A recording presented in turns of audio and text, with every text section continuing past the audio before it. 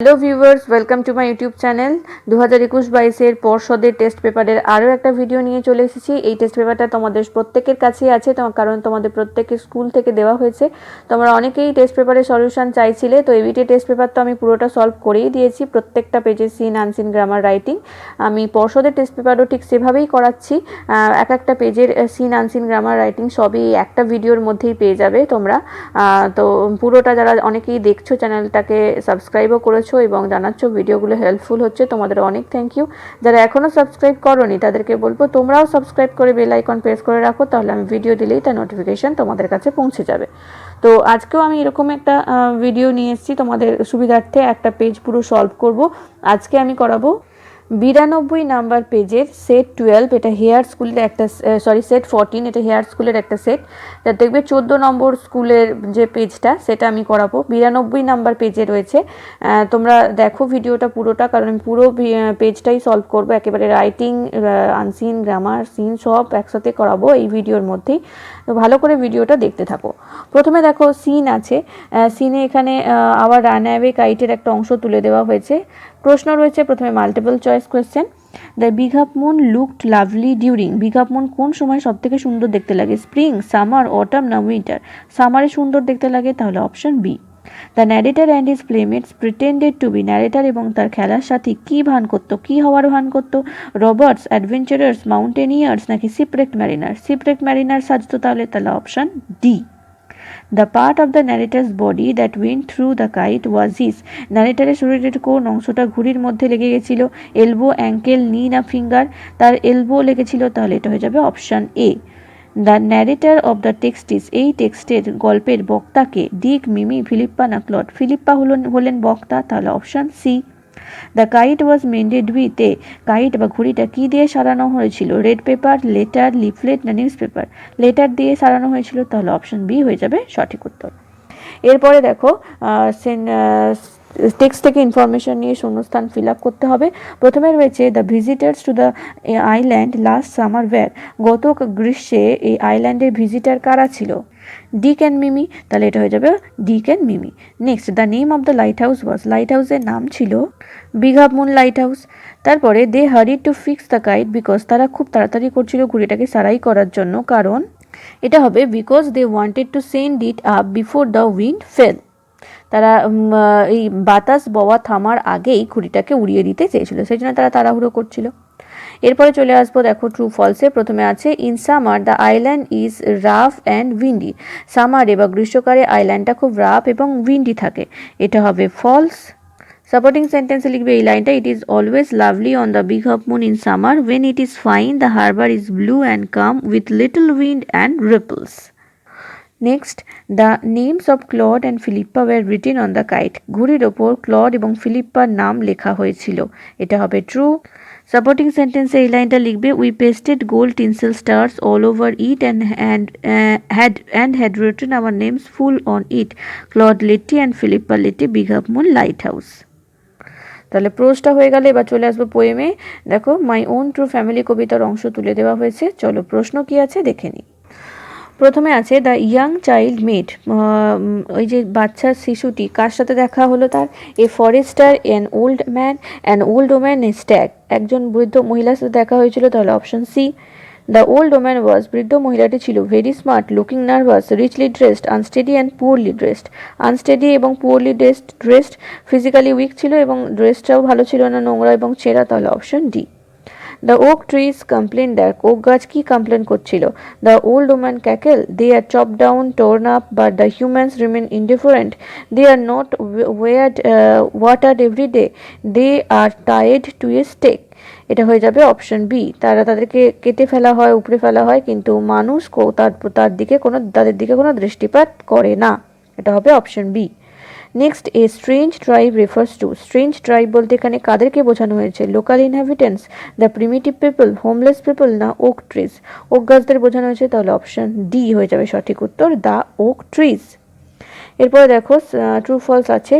প্রথমে রয়েছে the oak trees told the child in his dream that whenever an oak tree is cut down he should plant two oak saplings. তাহলে oak গাছরা স্বপ্নের মধ্যে কবিকে বলেছিল যে যখনই একটা ওক গাছ কাটানো হবে কবি যেন অবশ্যই দুটো ওক গাছ রোপণ করেন। এটা স্বপ্নই ছিল কবির, তাহলে এটা হবে ট্রু।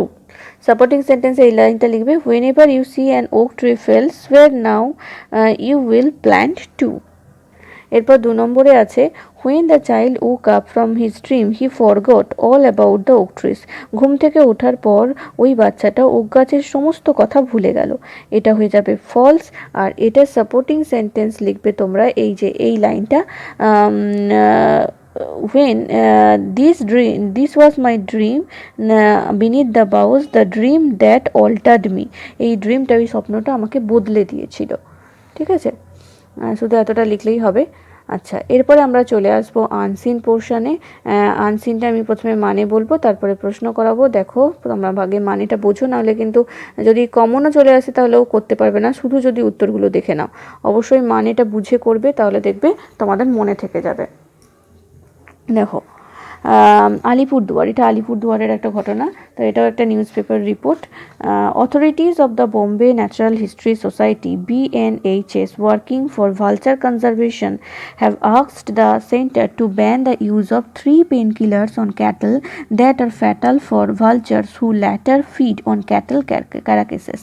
তাহলে কি বলা হচ্ছে না, অথরিটি বোম্বে ন্যাশনাল হিস্ট্রি সোসাইটির অথরিটি কর্তৃপক্ষ জানিয়ে, যারা শকুনিদের সংরক্ষণ নিয়ে কাজ করছে, তারা গভর্নমেন্টকে জানিয়েছে যে মানে কেন্দ্র সরকারকে জানিয়েছে যে যাতে করে 3 রকমের পেন কিলার যেটা পশুদের ওপর মানে পশুদেরকে দেওয়া হয়, সেগুলো যেন, সেই পেন কিলারগুলো যেন ব্যান করা হয়, বন্ধ করা হয় পেন কিলারের ব্যবহার। কারণ সেই পেন কিলারগুলো শকুনদের পক্ষে খুবই মারাত্মক হয়ে উঠছে। কারণ শকুনরা কি হয় না, পশু মারা গেলে তাদের সেই দেহ থেকেই তারা, সেই মৃতদেহ থেকে তাদের খাদ্য বা রসদ সংগ্রহ করে। তো তখন যে প্রাণী এই পেনকিলার খাওয়ার পর মারা যাচ্ছে, তার যখন সেই প্রাণীর মৃতদেহ যখন শকুনরা খাচ্ছে, তখন সেটা কিন্তু তারই সেই শকুনদের জীবন বিপদের মধ্যে পড়ছে।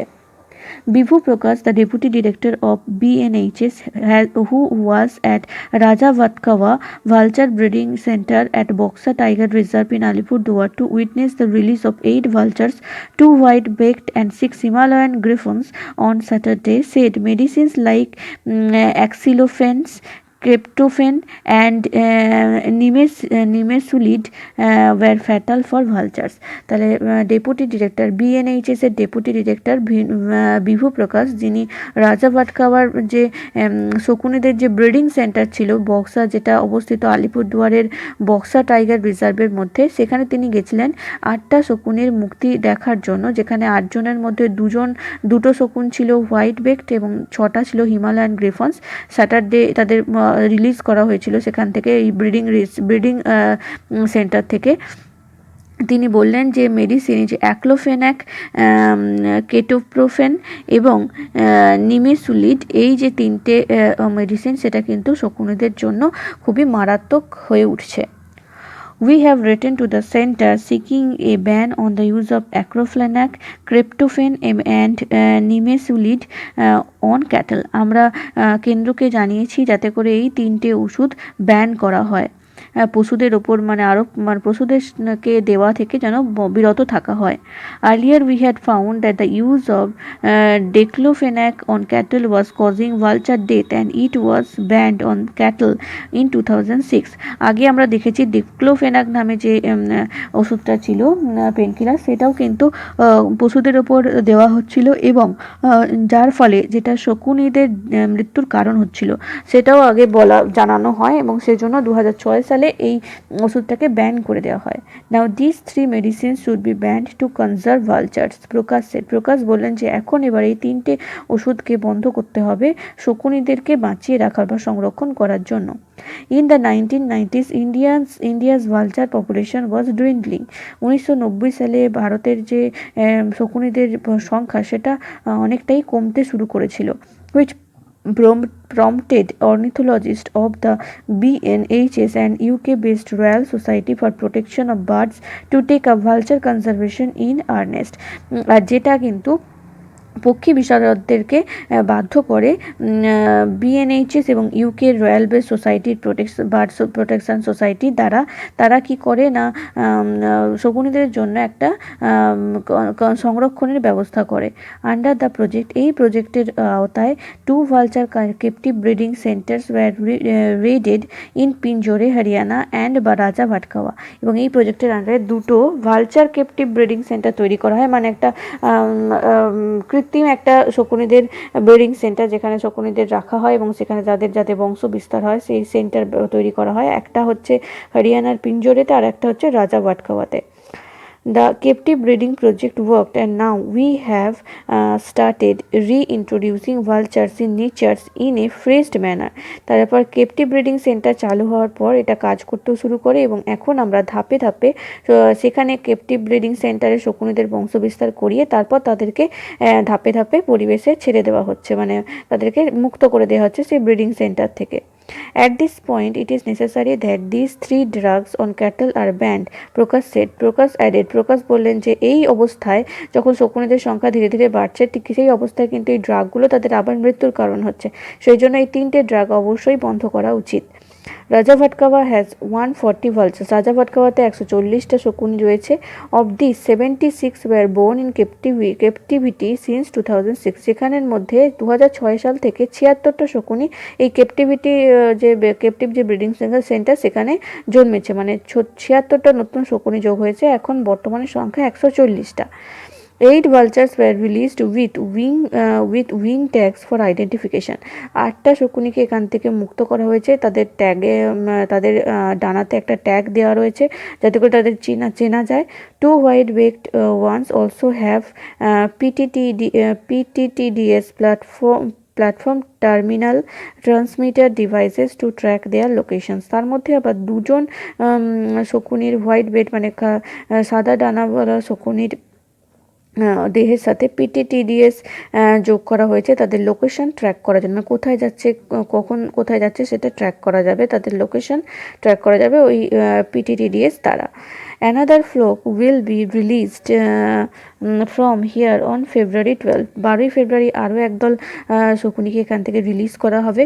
We plan a vulture census across Bengal next month. পরের মাসে আমরা একটা ভালচার সেন্সাস করব, ভালচারের গণনা করব পশ্চিমবঙ্গে। Shed VK. যাদব বললেন। দ্য PCCF ওয়াইল্ড-লাইফ জানুয়ারি 2021, যিনি ছিলেন PCCF ওয়াইল্ড-লাইফের PCCF, তারপরে হচ্ছে এটা 2021 জানুয়ারিতে কথাটি তিনি বললেন। আচ্ছা, adapted from the article published in the Telegraph dated January 2021, 2021 জানুয়ারিতে টেলিগ্রাফে এই লেখাটা প্রকাশিত হয়, এই ভালচার কনজারভেশন নিয়ে যে লেখাটা সেটা প্রকাশিত হয়। তো তোমরা নিশ্চয়ই মানেটা বুঝেছো। এবার চলো দেখে নিই প্রশ্ন কি আছে। প্রথম প্রশ্ন, BNHS স্ট্যান্ডস ফর, BNH মানে কি? Benaras national higher society, Bombay natural history society, Bombay national history society, Bombay nocturnal history society. তাহলে BNHS হয়ে যাবে Bombay natural history society, option B. Bibhu Prakash ইস্তা, বিভু প্রকাশকে director of BNHS, director of BHUS, deputy director of BNHS, deputy secretary of BNHS।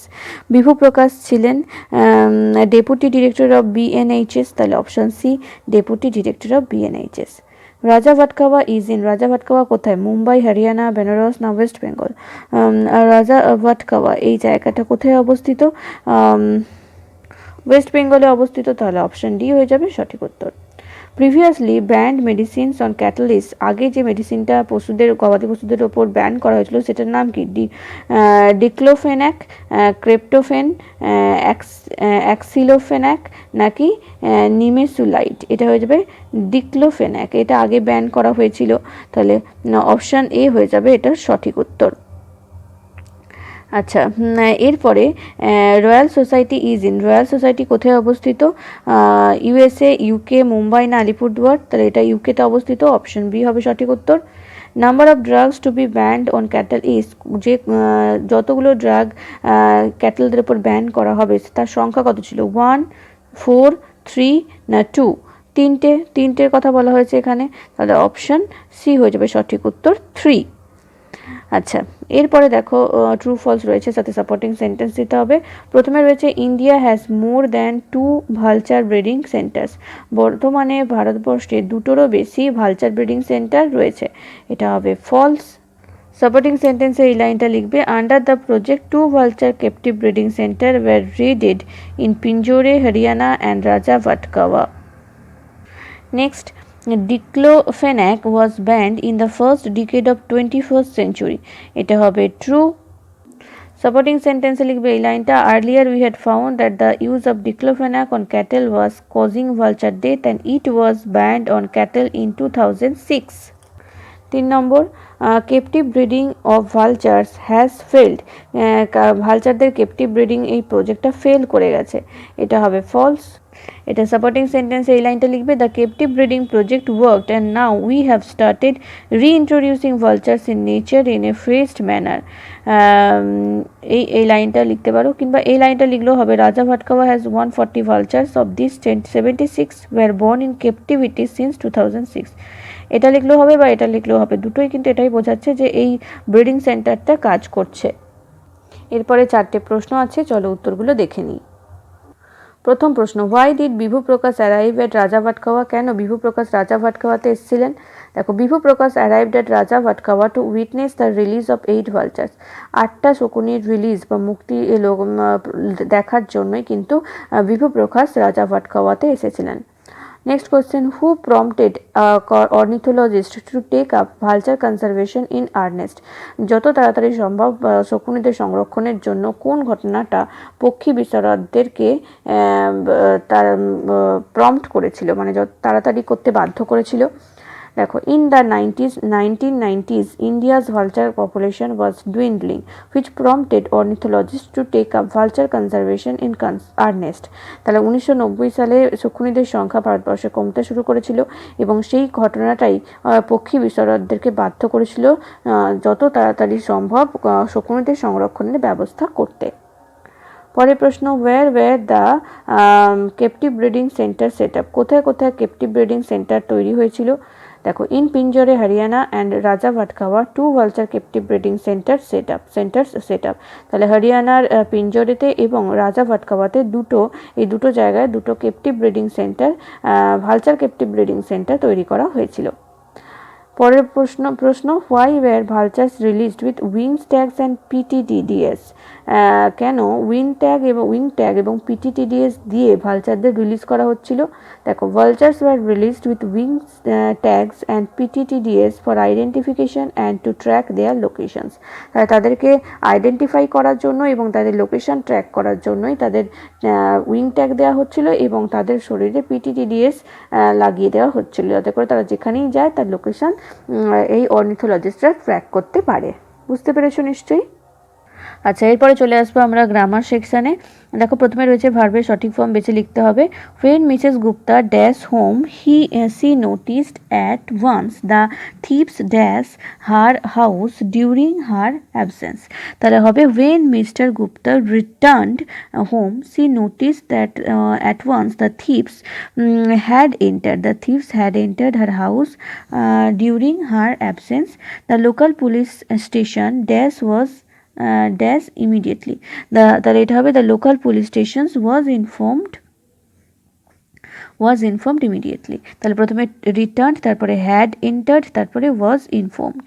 এরপরে আছে article preposition. when John arrived dash Mumbai, যখন জন মুম্বাইতে এলো, তাহলে মুম্বাইয়ের আগে কি হবে, সবসময় অ্যাট হবে, তাহলে এটা হয়ে যাবে when John arrived at Mumbai dash train, by train, ট্রেনে করে যখন এলো, there was no dash single penny in his pocket, there was not a single penny। তাহলে at, by আর তারপরে a। এরপরে দেখো, do as directed. You do not take care of your health, you may fall ill. Join using the adverb clause ব্যবহার করে দুটো সেন্টেন্সকে join করতে হবে। এটার উত্তর হয়ে যাবে, if you do not take care of your health, you may fall ill. Clear? আচ্ছা, এরপরে দেখো, the policeman said to the thief, where have you kept the stolen goods, change the mode of narration. এটাকে narration change করতে হবে। উত্তর হবে, the policeman asked the thief where he had kept the stolen goods. এরপরে 3 নম্বরে, the teacher delivered a lecture to a group of students. এটার voice change করতে হবে। দেখো, এর উত্তর হবে, a lecture was delivered to a group of students by the teacher. এরপরে চলে আসবো সি এর দাগের। এখানে আছে ফ্রেজাল ভার্ব, সঠিক ফ্রেজাল ভার্ব বেছে নিয়ে লিখতে হবে। এখানে লিস্ট দেওয়া রয়েছে। দেখো, প্রথমে আছে আন্ডারস্ট্যান্ড, এটা হয়ে যাবে মেক আউট। তো আচ্ছা, তোমরা অবশ্যই কিন্তু পুরো সেন্টেন্স লিখবে। যেমন এখানে লিখবে, I can't make out what you are saying. আর শুধু মেক আউট লিখে দেবে না, ঠিক আছে? পুরো আন্ডারস্ট্যান্ডের বদলে যে ফ্রেজাল ভার্বটা হলো মানে মেক আউট, সেটা লিখবে। তার সাথে গোটা সেন্টেন্সটা যেভাবে লেখা ছিল সেভাবে লিখবে। আচ্ছা, আমি এটা একটা করে দেখিয়ে দিচ্ছি। দেখো, এটা লিখবে, I can not make out what you are saying. এভাবে পুরো সেন্টেন্সটা কিন্তু লিখবে, নাহলে কিন্তু নাম্বার কম পাবে। যদি জায়গা থাকে অবশ্যই লিখবে। তারপরে দেখো, রিজেক্ট। রিজেক্ট হয়ে যাবে টার্ন ডাউন, টার্ন ডাউন। তারপরে হচ্ছে ইনভেস্টিগেটিং, অনুসন্ধান করা, এটা হয়ে যাবে লুকিং ইনটু। ইনভেস্টিগেটিং যেহেতু ছিল সেই জন্য এটা লুকিং হয়ে গেল। তাহলে লুকিং ইনটু, তাহলে প্রথমে হলো মেক আউট, তারপরে হলো টার্ন ডাউন, আর তারপরে হয়ে যাবে লুকিং ইনটু। আচ্ছা, এরপরে দেখো, এই যে 4টে লাইন রয়েছে তার যা মানে, সে একই মানের ওয়ার্ড তোমাদের আনসিন থেকে খুঁজে বের করে লিখতে হবে, মানে সিনোনিম। প্রথমে রয়েছে ডেড বডিজ অফ অ্যানিমাল, প্রাণীদের মৃতদেহ। এটাকে কি বলা হয়? এটা হয়ে যাবে কারক্যাসেস, CARCASSES, ঠিক আছে? তারপরে হচ্ছে becoming less in a gradual way, আস্তে আস্তে কমে যাওয়া বা হ্রাস পাওয়া, এটা হবে ডুইন্ডলিং, ডুইন্ডলিং। তারপরে আছে ভেরি সিরিয়াস, খুবই গুরুতর, এটা হবে ফ্যাটাল, ফ্যাটাল মানেও গুরুতর। তারপরে the process of official counting, official মানে সরকারিভাবে কাউন্ট করাকে কি বলা হয়? সেন্সাস করা, তাহলে এটা হয়ে যাবে সেন্সাস। আচ্ছা, এরপরে চলে আসবো রাইটিংয়ে। এখানে 3টে রাইটিং আছে, 3টেই করিয়ে দেবো আগের পেজে যেভাবে করিয়েছি। তোমরা যারা আগের পেজগুলো দেখোনি তারা অবশ্যই দেখে নাও, লিঙ্ক ডেসক্রিপশন বক্সে পেয়ে যাবে। আর এবিটিএ টেস্ট পেপারের সমস্ত ভিডিওর লিঙ্ক ডেসক্রিপশন বক্সে দেওয়া আছে। এবিটিএ টেস্ট পেপার আমি পুরো পেজ, সমস্ত যত পেজ আছে সব সলভ করে দিয়েছি, তোমরা অবশ্যই দেখো। দেখো, 7এর দাগে কি আছে? Write a news paper report within 100 words on an outbreak of fire in your local market, use the following points. তো তোমার লোকাল মার্কেটে একটা আগুন ধরে গেছে, সেই আগুন ধরে যাওয়া নিয়ে একটা রিপোর্ট লিখতে হবে। এখানে পয়েন্ট দেওয়া আছে, ডেট আর টাইম মেনশন করতে হবে, place, cause of fire, damages, action taken. এই পয়েন্টগুলো মোটামুটি লিখতে হবে।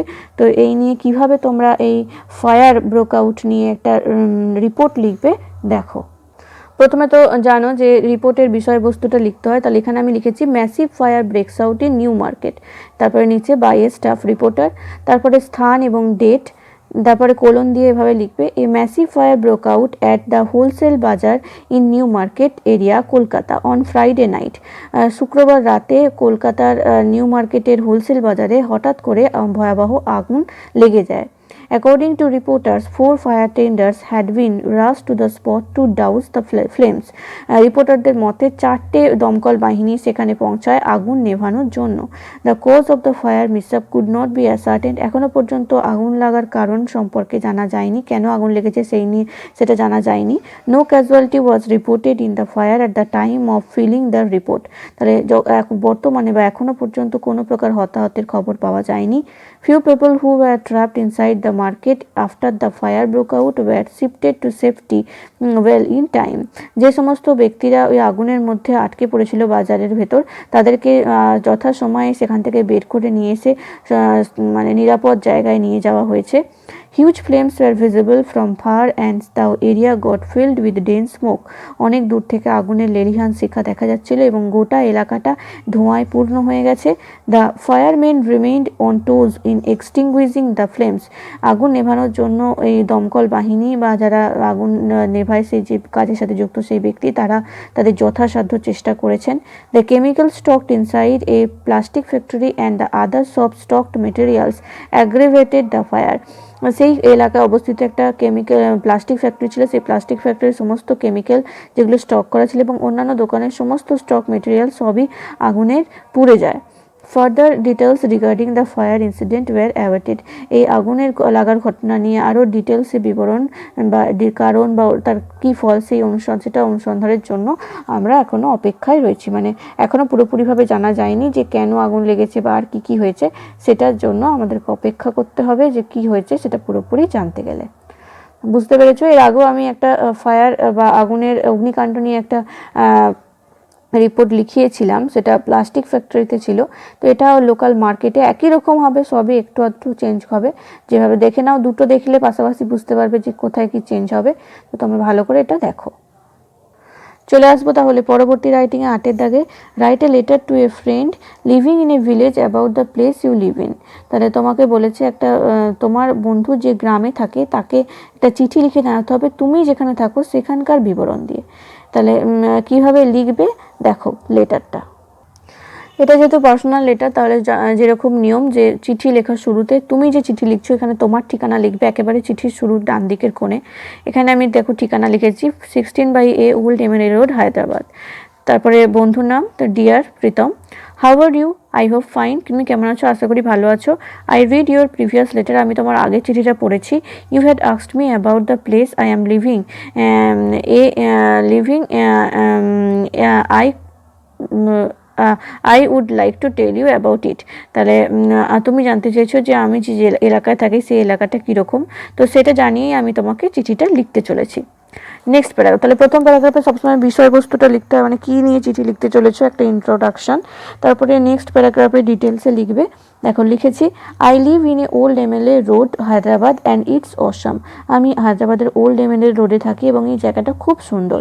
You won't believe it's right next to Charminar. তুমি বিশ্বাস করবে না, এই জায়গাটা হচ্ছে একেবারে চারমিনারের পাশে, মানে হায়দ্রাবাদে যে চারমিনার রয়েছে সেই চারমিনারের একেবারে পাশেই অবস্থিত।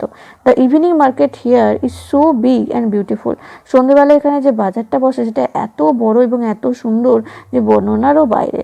ইট is so large that it will take days to cover the whole market. এত বড় বাজার যে সারাদিন তোমার লেগে যাবে পুরো মার্কেটটাকে কভার করতে। There are laser light show in the evening at Charminar and it looks amazing. রাত্রেবেলা বা সন্ধ্যেবেলায় চারমিনারে একটা লেজার লাইটের শো হয় যেটা দেখতে খুব সুন্দর লাগে। It is so attractive. এত আকর্ষণীয় এটা। The people here are so good. এখানকার মানুষজনও খুব ভালো। They won't mind helping any one. অন্য কাউকে হেল্প করতে বা সাহায্য করতে তারা কখনোই দুবার ভাবে না। সবাই সবাইকে খুব সাহায্য করে, মানে খুব হেল্পফুল এখানকার লোকজন। এরপরে নেক্সট প্যারাগ্রাফে লিখবে, I will be waiting for your next letter and be hoping that you will convince your parents to come here with you and enjoy. তাহলে কি হবে না, এখানে কি বলেছে না, আমি তোমার পরবর্তী লেটার বা পরবর্তী চিঠির অপেক্ষায় রইলাম এবং আমি আশা করব যে তুমি তোমার বাবা মাকে কনভিন্স করে নেবে, বুঝিয়ে রাজি করাবে, যাতে করে তোমরা সবাই মিলে এখানে আসো আমাদের এখানে এবং খুব আনন্দ করো। তো এভাবে চিঠিটা লেখা হলো। তারপরে শেষে যেরকম লিখতে হয় ইয়োর লাভিং ফ্রেন্ড দিয়ে তোমার নাম লিখবে এবং চিঠির শেষে বাঁ দিকের কোণে লিখবে যাকে চিঠি পাঠাচ্ছ।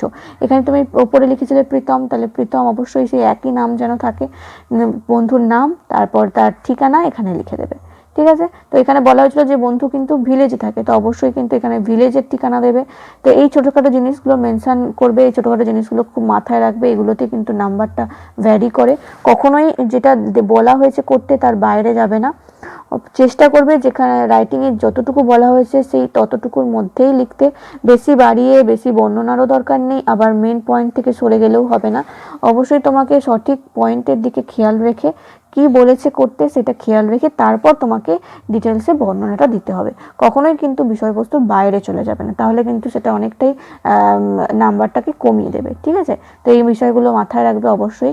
শুধুমাত্র ভালো লেখা লিখলেই হবে না, প্যাটার্নও ঠিক করে ফলো করতে হবে। আমি প্রত্যেকটা প্যারাগ্রাফ বা প্রত্যেকটা রাইটিং, যে কোনো প্রকার রাইটিংয়ের ক্ষেত্রে আমি বলছি অবশ্যই তোমরা প্যাটার্নটা ঠিকঠাক ফলো করবে, তবেই কিন্তু ভালো মার্কস পাবে। এরপরে চলে আসবো পরবর্তী রাইটিং 9 দাগে। Your school is going to host an inter school drama competition, তোমার স্কুল একটা ইন্টার স্কুল ড্রামা কম্পিটিশনের আয়োজন করতে চলেছে। Suppose you are the cultural secretary of your school, তুমি হচ্ছে তোমার স্কুলের cultural secretary. Write a notice calling students to participate in the competition, ছাত্রছাত্রীদেরকে নোটিশ লিখে জানাও যাতে করে তারা এই কম্পিটিশনে পার্টিসিপেট করে। Mention the time, date and venue of competition along with the necessary details. তাহলে এই যে টাইম, ডেট, ভেনিউ সমস্ত জানিয়ে চিঠিটা নোটিশটা লিখতে হবে। তো এর আগে আমি একটা করালাম, দেখবে আগের পেজেই, ইন্টার স্কুল স্পোর্টস কম্পিটিশান, এটা হচ্ছে ইন্টার স্কুল ড্রামা কম্পিটিশান। জিনিসটা লেখা কিন্তু প্রায় একই রকম হবে, কিছু কিছু জায়গা আলাদা হবে। তো দেখো কিভাবে লিখবে, দুটো যদি তোমরা রাইটিং পাশাপাশি দেখো তাহলেই তফাৎটা বুঝতে পারবে। আগের পেজটা যদি না দেখে থাকো সেটা দেখে নাও, ডিসক্রিপশন বক্সে লিঙ্ক দেওয়া রয়েছে। তো অবশ্যই আগের পেজটা দেখে নিয়ে এখানে এসো, দেখবে তাহলে বুঝতে পারবে যে ইন্টার স্কুল কম্পিটিশন নিয়ে বা যে কোনো কম্পিটিশন নিয়ে কোনো নোটিশ দিলে কিভাবে তোমরা লিখবে। প্রথমে নোটিশ কথাটা ক্যাপিটাল লেটারে উপরে লিখবে, তারপরে থার্ড ব্র্যাকেটের মধ্যে বিষয়বস্তু। এখানে হচ্ছে ইন্টার স্কুল ড্রামা কম্পিটিশান, যে কম্পিটিশান থাকবে এটা সেই জায়গায়, এখানে এই জায়গায় সেটা লিখে দেবে, এর বদলে ড্রামার বদলে স্পোর্টস থাকুক, সিঙ্গিং থাকুক, যা থাকুক এরকম লিখবে। তারপরে নোটিশ নাম্বার, আর বাঁ দিকের কোণে ডান দিকের কোণে date. All the students of our school are hereby informed that our school is going to arrange and host an inter-school drama competition in our school auditorium on 2nd March 2022 at 9 AM. তাহলে আমার স্কুলের সমস্ত ছাত্রছাত্রীদেরকে বলা হচ্ছে যে আমাদের স্কুলের তরফ থেকে একটা ইন্টার স্কুল ড্রামা কম্পিটিশনের আয়োজন করা হতে চলেছে, যেটা হবে স্কুলের অডিটোরিয়ামে 2nd March 2022 সকাল 9টায়। Students of class 9 to 12 can participate in this competition. এই কম্পিটিশনে ক্লাস 9 থেকে 12 পর্যন্ত সমস্ত ছাত্রছাত্রীরা অংশগ্রহণ করতে পারবে। Those students who are willing to take part in the competition must enlist their names to their respective class teachers on or before 25th February 2022. যে সমস্ত ছাত্রছাত্রী এই কম্পিটিশনে নাম দিতে ইচ্ছুক তাদেরকে বলা হচ্ছে তারা যেন 25শে ফেব্রুয়ারি 2022-এর আগেই তাদের নিজ নিজ ক্লাস টিচারের কাছে তাদের নাম নথিভুক্ত করায়। No registration fee is required for participating in this competition. এই কম্পিটিশনে মানে নাম দেওয়ার জন্য বা অংশগ্রহণ করার জন্য কোনো প্রকার রেজিস্ট্রেশন ফি লাগবে না। For any further information the undersigned may be contacted. যদি আর কোনো গুরুত্বপূর্ণ কোনো বিষয় জানার থাকে এই কম্পিটিশনের ব্যাপারে তাহলে অবশ্যই আন্ডারসাইন্ড করা ব্যক্তির সাথে যোগাযোগ করো। তারপরে শেষে লিখবে এসটি কালচারাল সেক্রেটারি, তোমার নাম এবং স্কুলের নাম, বাঁ দিকের কোনো এসটি কাউন্টারসাইন্ড বাই দ্য হেডমাস্টার, স্কুলের নাম। এভাবে তোমরা লিখবে। দেখো তোমরা যারা আগের নোটিশটা দেখেছো তারা নিশ্চয়ই বুঝতে পারছো কোথায় কোথায় চেঞ্জ হয়েছে ড্রামা আর স্পোর্টস কম্পিটিশানে।